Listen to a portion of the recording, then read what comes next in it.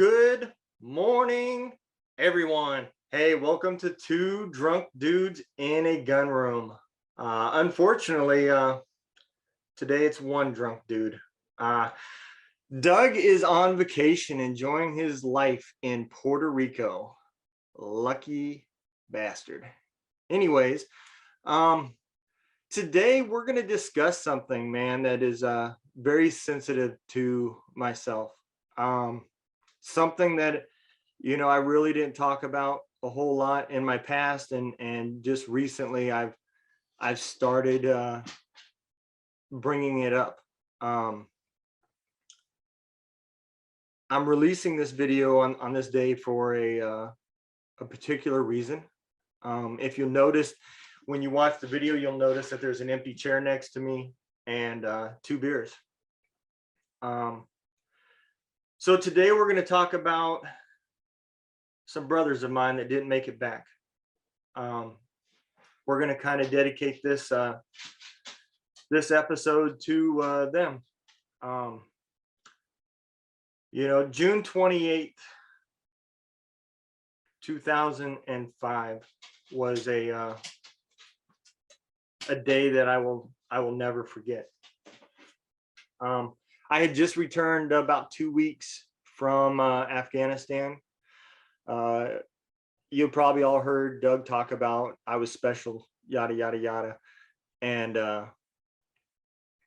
what he's talking about is the unit that I was in. So I served 10 years in the 160th Special Ops Aviation Regiment, SOAR. They're known as the Night Stalkers, and it was the best and the worst 10 years of my military career. So on this day, I had just recently gotten back to work. Just returned back about, like I said, about 2 weeks ago from the deployment, and I don't know, it was right around 9 o'clock in the morning. The word had kind of spread that we lost an aircraft, and it turned out to be a QRF mission for some SEALs that were pinned down. They were doing a observation mission, and they got compromised, and they sent several aircraft, but mainly what we're going to talk about today is Turbine 33. And on that aircraft was 16 service members, 8 SEALs, 8 Night Stalkers. And as they were trying to infill those 8 SEALs to assist the 5 that were on the ground, they took fire and did not make it. They got hit with some people say it was a rocket, some say it was an RPG. At the end of the day, it came in through the back ramp that was down as they were on their approach, and took out the drive shaft, and causing the aircraft to explode. We got that word. At that time, we really didn't have any details. They weren't releasing any details, but it wasn't long after that the members knew that there was no survivors. On this day is a day that I will never forget. Major Reich was the forward battalion commander, and I still remember as I was rotating back. Like I said, we do usually about 3-month rotations, and it was my turn to come home. Our replacements had got there, and Major Reich was going to be the forward commander, as the battalion commander was returning back stateside. And the night before our flight to return, Major Reich gathered up a bunch of crew chiefs and other soldiers, and they they captured the battalion commander and taped him out there by the flagpole. It was funny. Major Reich all thought, you know, hey, we just got to avoid the battalion commander for a few more hours. His flight will come in, he'll be gone, and we got him, ha ha ha. Well, I still remember we took a sandstorm that night, and the flights got canceled coming in because of visibility. So we stayed another night, and throughout that day and that night, the battalion commander slowly got each of the crew chiefs back, and he did not he did not go after Major Reich. You know, Major Reich was trying to dodge him and hide, and he never went after Major Reich, but he slowly, viciously got back each of the crew chiefs for what they did. Anybody that knew Lieutenant Colonel Tierney, this man did not play. He wanted to be the best of the best every day, and if you got the best of him, he would die trying to return the favor. He was an amazing colonel, and he didn't go after Major Reich there. So we returned back. We got on the flight. All the he was square with all the crew chiefs, but Major Reich, you know, he kind of thought he got away with it, but he had to have a little bit of uncertainty on what was coming. So when we got back, I don't know, a day or two after returning, Colonel Tierney told the guys down in the motor pool he wanted us to put his Jeep up on blocks and pull his tires off of his Jeep. And he then proceeded to TP the Jeep and left it in front of the battalion headquarters. Now, anybody that knew Major Reich knew he was proud of his Jeep. That vehicle definitely suited him. You know, the few weeks that I served with him over there, you would just see it. It goes together. It made sense after I seen what he drove. Anyways, he then mailed his Jeep tires back to him with a picture of his Jeep. You know, it was pretty hilarious at the time. You know, and nobody knew what was coming in a few days later. You know. So we got the word that what had happened. We got the word that there was no survivors, and we instantly started preparing for the funerals. You know, I think for a lot of us, this was when reality really sat in on how dangerous our missions and what we did over there was. And you know, on that day, a lot of fathers, husbands, kids died. And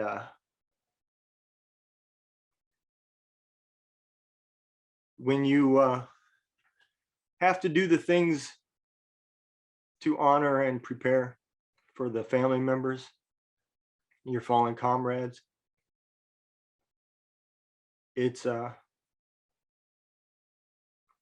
really tough.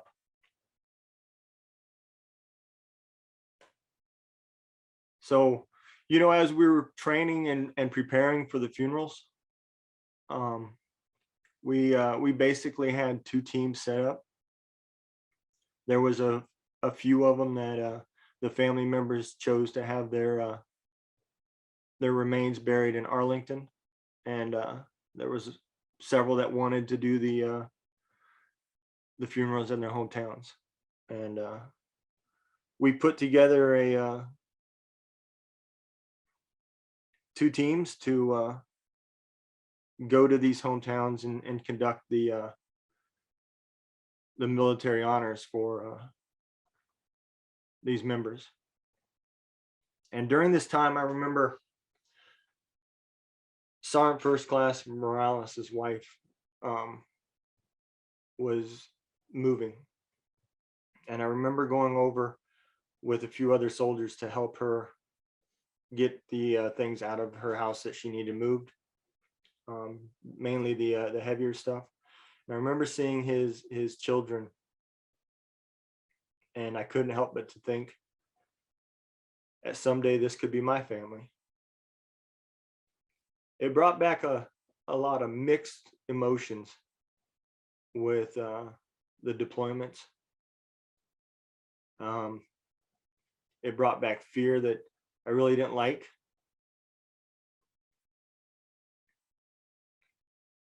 It also brought together a lot of sadness, knowing that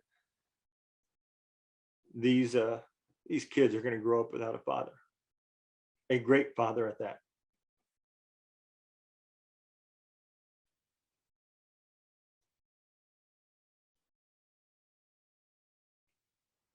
There's not a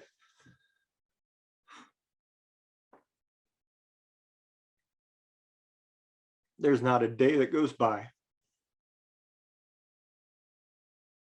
that these men are not missed.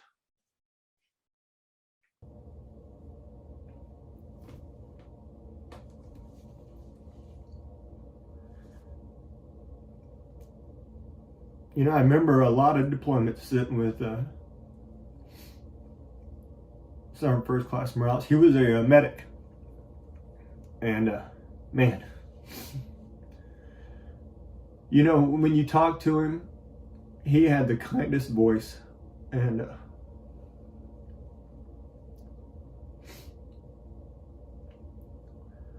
you would never know that he served in a Ranger battalion.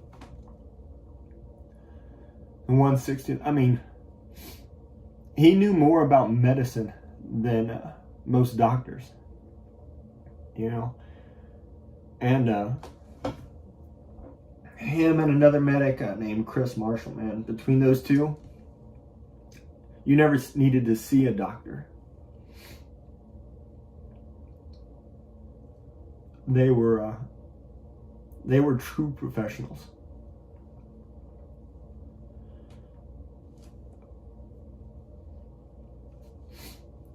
You know, I have no doubt in my mind that Sergeant First Class Morales would have went on to be definitely a first sergeant, but a sergeant major someday. The man was amazing. You know, I just remember getting that news, and man, it didn't make sense. You know, how many things would have to go wrong for something like this to happen? I mean, at that time, my confidence was that literally we was all the military needed to win any war. And this could never happen. It's impossible.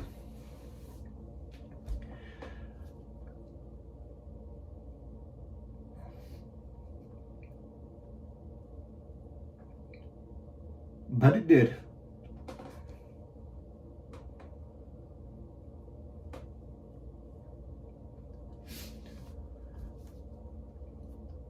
You know, there was I knew most of the guys on the flight that were with the 160th, but I really knew Kip, Jacoby, Sergeant First Class Morales, and Major Wright. I got to know him during that deployment. Kip was young. You know, he was E4 promotable at the time, and he used to come down to the motor pool, and we'd sit there and talk. Usually at night. You know, I tried to would stay late at night to kind of hit both shifts. You know, the 160th literally had two different you know, the support elements. Most of them work days, and the most missions happened at night. And I would stay down by the motor pool just in case they needed something. And Kip, on nights that he wouldn't fly, him and a few other guys would come down and just shoot the shit down by the motor pool. I'd sit out with him, and we'd talk young soldier shit, and mostly about cars and stuff. Kip was building a car with his fiance. He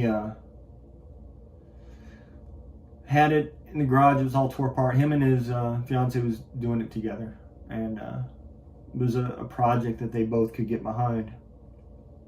And he was planning on marriage and his future, and at that time nobody ever thought this would happen. I mean, they say it's in the back of your mind, but realistically, these guys got on their birds, and they conducted missions that you would not believe were even possible. The stories that they could tell you was like Fantasyland shit. And they went out there and conducted these missions day in, day out, and brought everybody back. But not on June 28th, 2005. I don't know if it was just bad luck, mistakes made, but that day, things went very bad.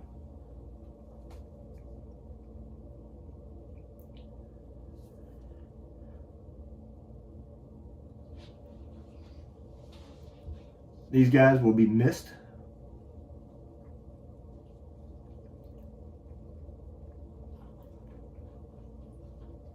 Never forgotten, and never undervalued. The impact that they made on people, their families, and this country needs to be remembered.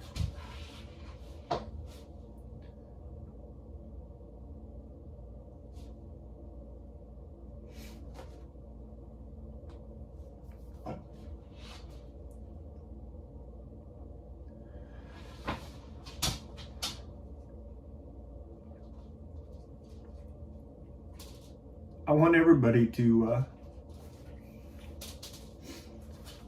if you know a vet, thank them.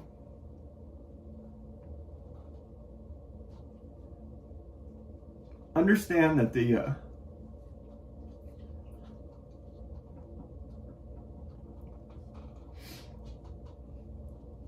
things that go through their head is tough.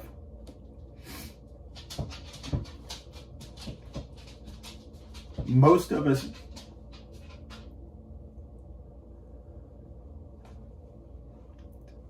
don't share on a daily basis with our family, even our friends.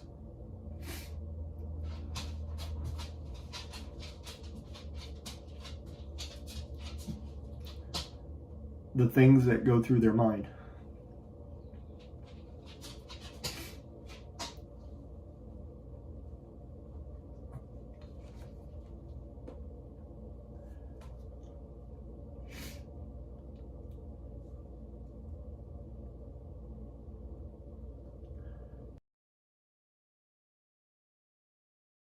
In the Night Stalkers, and I'm going to end this podcast here, we have a creed. And I know the Army has a creed. NCOs have a creed. And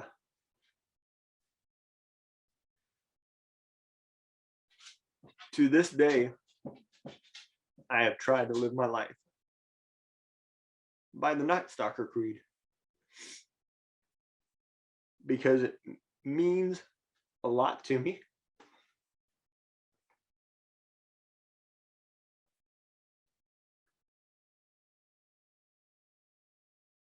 And I think it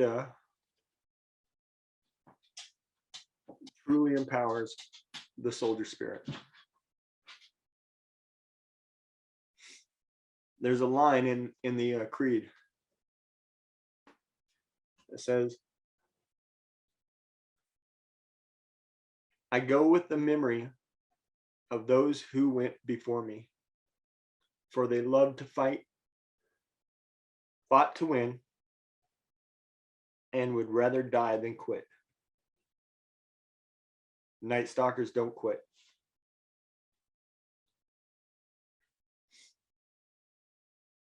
And it is a true statement.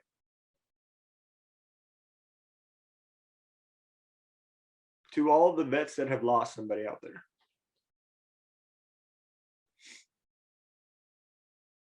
I understand.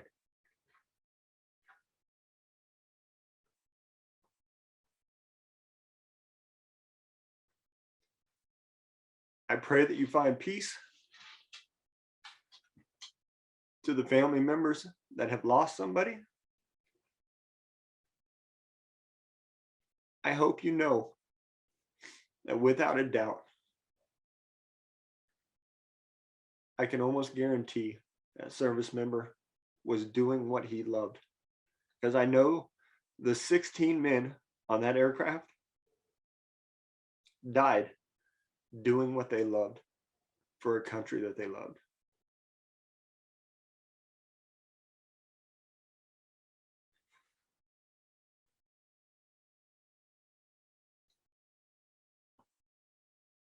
You guys take care. Be safe.